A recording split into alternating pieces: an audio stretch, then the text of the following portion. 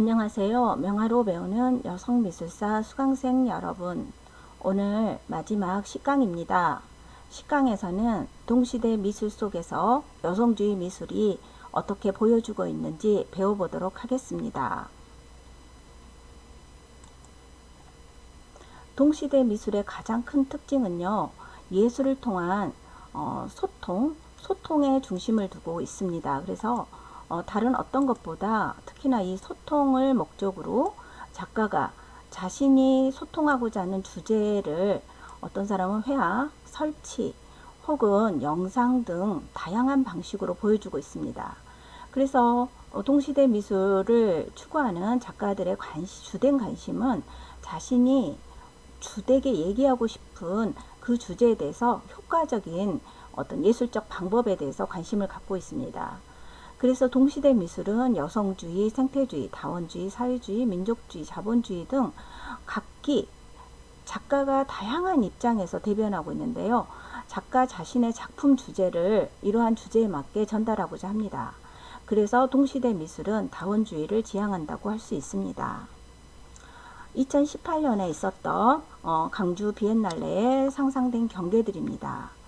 아시아에서는 가장 먼저 시작한 비엔날레가 강주 비엔날레고요. 세계 5대 비엔날레 안에 들어가고 있습니다. 지금은 제13회 강주 비엔날레가 열리고 있습니다. 여기 보시면 터키 작가 할릴 알틴테레의 게프테 항공사라는 작품이 있습니다. 사진을 이제 포스터처럼 만든 건데요.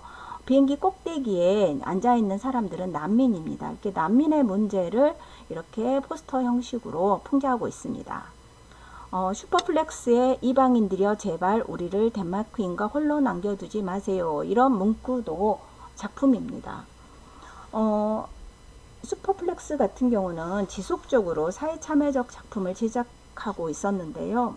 1990년대 이래 가장 힘있는 아티스트로 구성된 컬렉티브 그룹 중 하나고, 덴마크의 반이민법에 난민에 대한 시민들의 너무 부정적인 인식에 대해서 이렇게 이제 덴마크 이민법에 대해서 저항하는 문구를 써서 작품으로, 여기에 이제 이렇게 사람들이 문구를 들고 이렇게 한 명 한 명 서 있는데 다양한 언어로 동참할 수 있는 사회 참여 형태로 동참할 수 있도록 작품을 하고 있습니다. 자, 여성주의 미술도 이런 동시대 미술에서 가장 적극적으로 보여주고 있는 한 파트인데요. 특히나 올해 같은 경우는 이 여성주의 미술이 가장 또 많이 드러나고 있습니다. 자, 이제 마지막으로 우리가 여성주의 미술을 또 한번 정리해 보겠습니다. 여성주의 미술은 화가의 성별, 남녀가 아니라 여성성에 대한 규정에 입각하여서 미술을 다시 읽는 일입니다. 남성적인 창조 행위로 대변되는 성차별의 문화 속에서 여성주의 미술은 의식적인 차원에서 여성성을 강조하느냐, 아니면 여성적인 미술을 여성적 감수성을 본연적으로 표출하느냐, 이렇게 두 가지 형태로 나누어서 이제 여성 미술이 주로 보여주고 있는데요. 그러니까 의식적이냐 무의식적이냐, 그냥 여성이 갖고 있는 감수성을 무의식적으로 발현하느냐, 의식적으로 자기가 뭔가 주장하고자 하는 이야기를 어떤 의식적 차원에서 이 여성성이란 걸 이렇게 두 가지 형태로 보여주는데요. 둘 다 어떤 광의의 개념으로 페미니즘에 동참한다라고 볼 수 있습니다. 여성주의 미술가들은 기존의 남성, 백인 중심의 사회 구조에 불평등한 교육기회, 그 다음에 여성에게 불리한 제도적 모순 등을 이 미술을 통해서, 미술 활동을 통해서 얘기하고 또 이제 시대에 합류하고 있습니다. 전통적인 휴머니즘 시각에서는 우리가 휴머니즘 해가지고 인간을 위한 어떤 모든 활동들은 이런 인간으로서의 보편적 주체가 있는 인간 안에 여성은 포함되어 있지 않습니다. 또한 소수자, 장애인, 이런 경우는 인간이 아닌 타자화되어 있었죠. 그렇지만 세계대전, 68혁명, 또 민주화 운동을 거치면서 이 페미니즘은 이 시대의 중요한 담론이 되었습니다. 여성주의는 그렇기 때문에 하나의 고정된 의미나 실체가 아니라 다양한 사상이나 이론, 행동으로 묶인 묶음으로 구성된 사회 구조입니다. 여성과 소수자에 대한 차별과 배제는 늘 은폐되어 왔었고, 그간 은폐되고 무시되었던 문제들을 젠더 관점에 따라서 재구성하여야 합니다. 페미니즘은 기존의 남녀 성차별에 따른 불평등을 파악하고 사회 내 성 역할로서 여성의 정체성을 재확립하려는 의도를 포함하고, 이는 문학, 예술, 철학, 정치 등 사회 전반에 대한 의식의 전환을 의미한다고 할 수 있습니다. 저희가 페미니즘 시작에서 배웠던 주디 시카고의 디너 파티 작품입니다. 주디 시카고는 페미니즘의 이제 어떤 데모의 역할을 하고 있는데요. 미국의 예술가이자 미술 교육자입니다. 그녀는 이 작품 디너 파티를 1974년부터 79년까지 5년에 걸쳐서 만들었습니다. 대단히 존재감이 큰 작품입니다. 이 삼각형으로 차린 테이블 설치 작업 위로 초대받은 여성들에 있는데요. 그 중에 이제 위쪽에 올라와 있는 39명과 아래쪽 바닥에 새겨진 999명의 여성은 모두 그 여성으로서 인류에 주목할 만한 여성들의 이름들입니다. 이렇게 역사상 1038명의 여성을 대표하는 페미니스트 예술의 아이콘인 이러한 여성들의 이름을 자수, 도자기, 접시, 이런 형태 전형적인 여성을 상징할 수 있는 어떤 아이콘들을 위해 새겨 놓았고요. 그 자수의 모양들, 도자기의 모양도 여성 성기 모양을 연상할 수 있는 그림이 그려져 있습니다. 자, 게릴라 걸스 같은 경우는 더 페미니스트로서 행동주의 그룹 활동을 하고 있는데요. 1985년 이후 자신들의 이름과 얼굴은 공개하지 않고 공동 작업을 해오고 있는 그룹입니다. 뉴욕 쇼 지역의 벽들에 직접 제작한 1985년과 1985년을 붙이면서 시작했었습니다. 이 1985년은 미국 사회에서 공화당이 연이어 집권하면서 미국 사회는 더 보수화되었던 시기입니다. 그렇지만 1990년대 조지 부시의 정부 시기에는 미술계 밖의 사회 정치적인 문제도 갤라거스들이 다루면서 여성의 낙태권 옹호 시위, 인종차별 문제, 저소득층과 소외계층에 대한 정부 복지 정책 등을 다루는 등 그녀들은 사회 비판에서 사회 참여로 확장하는 예술을 보여주고 있습니다.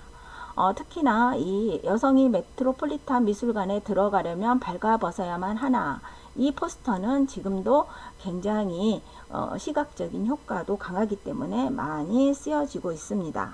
게릴라 걸스 페이스북에 나와 있는 이제 사진입니다.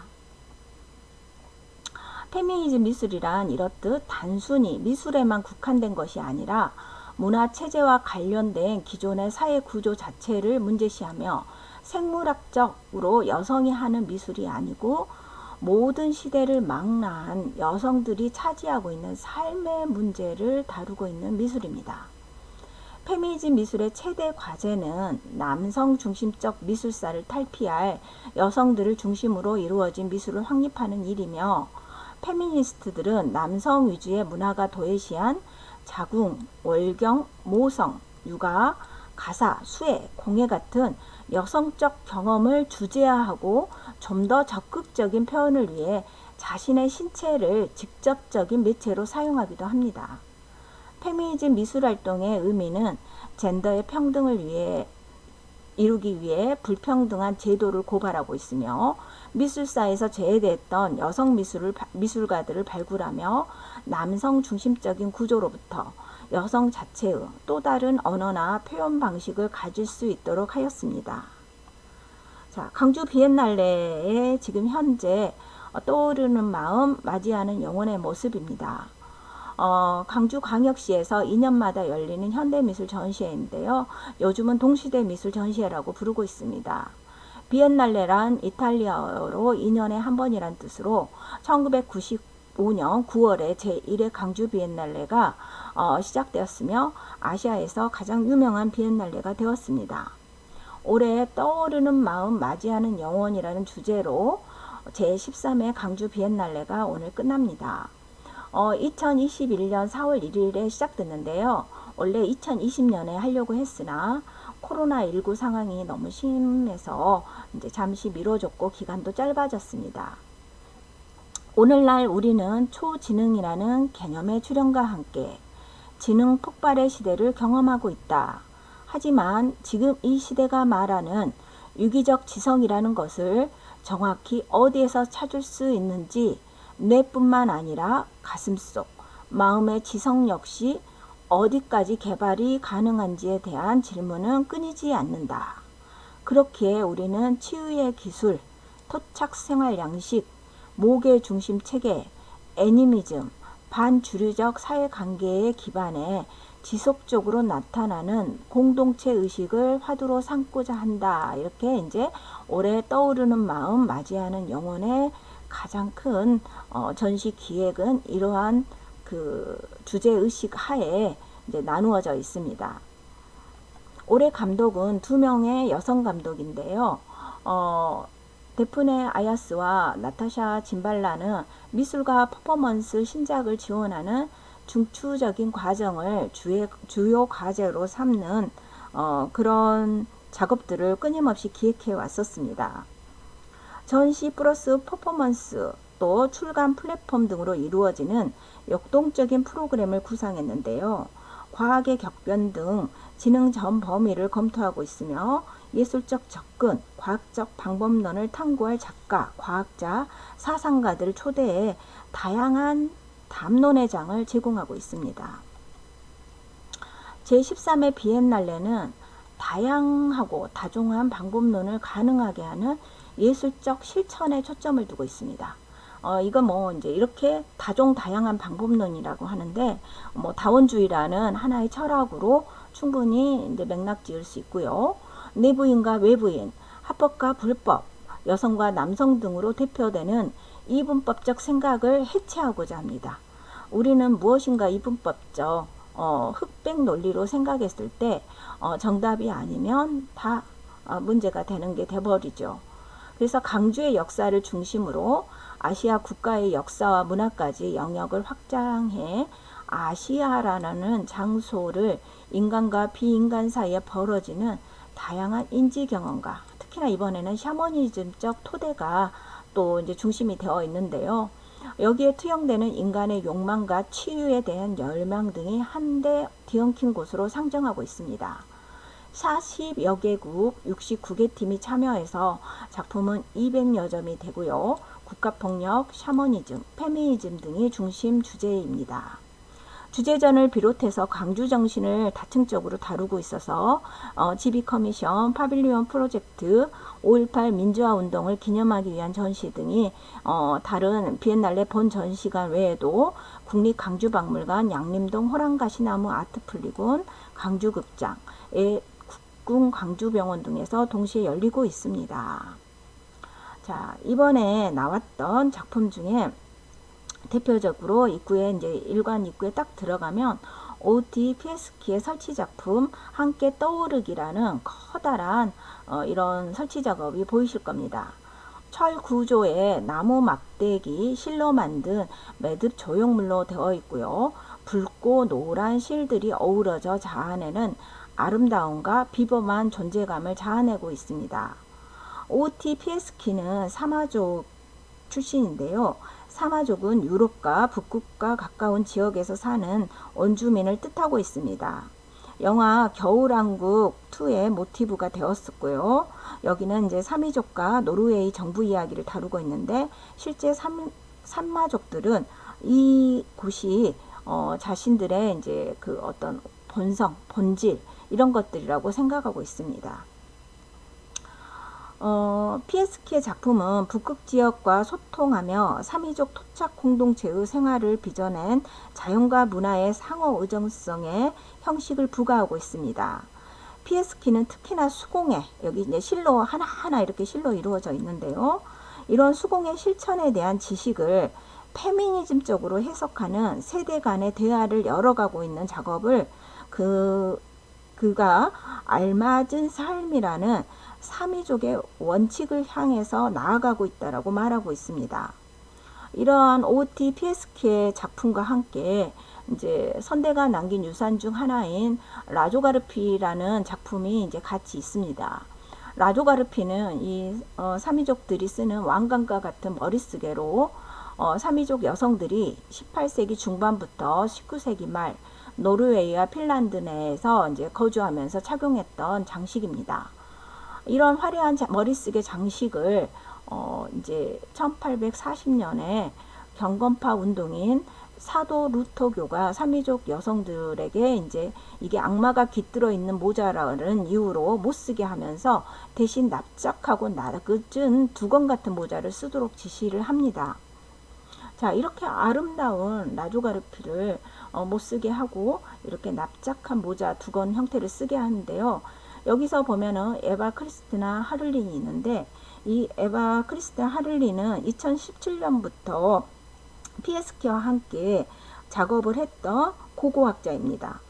어머니의 선조 프로젝트를 끊임없이 같이 진행하고 있는데요. 피에스키에게 여성에 대한 폭력은 지구를 약탈하고 천연 자원을 무작위하게 멸시하는 것과 동일시하는 것인데요. 대자연은 피에스키가 지속해온 여신 회화 연작에서 묘사한 아카스, 즉 삼위족 여성 신령의 보호를 받고 있기 때문입니다. 여성 선조라는 측면에서 집단적 기억, 모계적 태도의 상징이 되고요. 무속신앙, 제의적 측면까지 끌고 가고 있습니다. 자, 삼위족 여성들의 아름다운 라조가피르입니다. 이렇게 아름다운 다양한 형태의 이 라조가르피는 지금은 찾아볼 수 없고 민속박물관에나 가야 볼 수 있습니다. 다음은 세이니 카마라의 무제라는 작품인데 흙으로 되어 있습니다. 제2전시실 입구에 가면 볼 수 있는데요. 산들 강가의 동료의식이라는 이제 주제 컨셉이 있습니다. 연대를 통한 희망찾기라고 되어 있는데요. 과거부터 현재까지 전해지는 비서구 지역 삶의 지혜를 통해 상처 회복, 공동체적 마음을 강조하고 있습니다. 인간계 초월, 자연과 공존의 메시지, 이런 것들을 전하고 있는데요. 세이니 카마라는 어렸을 때 이제 다둥이, 어디 문헌에는 내 쌍둥이로 태어났다라고 되어 있는데요. 10살 무렵에 도에 가 있는 어머니를 위해서 마른 장작을 구하러 숲에 갔다가 그만 길을 잃고 한 일주일 정도 헤매다가 구출되었다고 합니다. 그때 좀 신비한 경험들을 했었는데요. 이때 이후로 가족의 소중함, 숲의 생명력에 대한 경의를 표하는 작품들을 하고 있습니다. 이렇게 진흙으로 된 큰 작품은 초인적인 할머니상으로 다산, 풍요의 땅을 상징하고 있고요. 우주적 어머니를 또 상징하고 있습니다. 여기 보이면 작은 조각 같은 경우는 초인적인 어머니상으로 이중적, 다층적, 불가분하다라는 뜻을 담고 있다라고 하고 있습니다. 바지날 데이비스의 부정한 마리아라는 작품은 빵으로 만들어져 있습니다. 바지날 데이비스 같은 경우는 이 작품 외에도 굉장히 전투적인 작업들을 끊임없이 해오고 있었는데요. 이렇게 지금은 빵 부스러기가 바닥에 이렇게 떨어져 있는데 이것 또한 작품입니다. 윤정미 같은 경우는 이건 비엔날레에 출품된 작품은 아니고요. 이제 지금 우리나라에서 열심히 활동하고 있는 젊은 세대 여성주의 미술 작가들을 한번 소개해 보도록 하겠습니다. 지금부터는 윤정미 같은 경우는 블루 프로젝트와 핑크 프로젝트를 통해서 어린 시절부터 학습되는 성 역할에 대해서 고정관념이 어떻게 되는지를 이렇게 시각화로 보여주고 있습니다. 정은영 역시 전통적인 성 역할을 거부하는 여성 국극을 다루고 있는데요. 정은영이 다루고 있는 성 역할, 근기, 정체성 등 주제가 매우 명확하고 내적인 억압 기제들을 발화하고 배열하는 형식을 취하고 있습니다. 정은영 작가의 노래는 부르지 않을 것입니다는 작품이 이렇게 이제 사진으로 나열돼서 여성주의 미술에 동참하고 있습니다. 이불 시작전입니다. 이불 같은 경우는 제가 이제 오랫동안 얘기를 해왔고, 지금 서울시립미술관 서소문 분관에서 5월 16일까지 개최되고 있습니다. 이불 전시를 보시고자 희망하시는 분들은 서울시 공공예약 서비스를 통해 예약을 통해서 보실 수 있고요. 이번 전시는 이불의 초기 작품을 크게 3단계로 나눠서 여성의 신체, 두 번째 문화와 정치적 공간, 근대성의 바깥, 이렇게 세 가지 관점으로 나누고 있는데, 저는 초기 작품인 몸, 여성의 신체를 중심으로 이제 살펴볼 것입니다.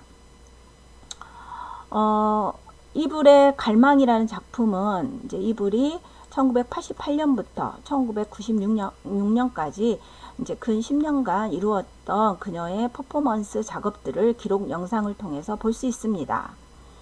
이 전시실은 처음과 끝엔 각각 54대의 선풍기가 맹렬한 소리를 내면서 바람을 공간 속으로 불어넣고 있는데요.